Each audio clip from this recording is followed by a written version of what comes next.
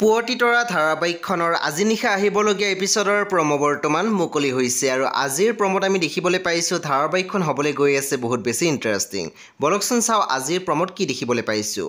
আজিৰ প্ৰমৰ প্ৰথম ভাগত আমি দেখিবলৈ পাইছোঁ ৰমনে কৈ আছিল ঘৰৰ কাগজ পত্ৰটো মোৰ ওচৰত আছেই, গতিকে মোক কথা কোৱাৰ আগতে এবাৰ ভাবি ল'বি।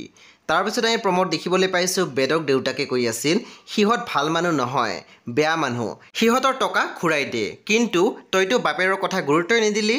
তাৰপিছত আমি প্ৰমোত দেখিবলৈ পাইছোঁ অনুপ খঙতে প্ৰজ্ঞাক কৈ আছিল একো নজনাকৈ তই মোক যি টি কথা নকবি, আৰু সেই সময়ত যদি সেইখিনি টকা মই মানুহজনৰ পৰা নললোহেঁতেন আজি জিও আমাৰ মাজত নাথাকিল হয়। বন্ধু বান্ধৱীসকল, আজি নিশা 9 বজাত ৰং টিভিত আহিবলগীয়া পুৱতি তৰা ধাৰাবাহিকখন খুবেই বেছি ইণ্টাৰেষ্টিং হ'বলৈ গৈ আছে। আপোনালোকে চাবলৈ একেবাৰে নাপাহৰিব। পৰৱৰ্তী আপডেটৰ বাবে আপোনালোকে আমাৰ চেনেলটো ছাবস্ক্ৰাইব কৰি কাষত থকা বেল আইকনো টিপি দিবলৈ একেবাৰে নাপাহৰিব।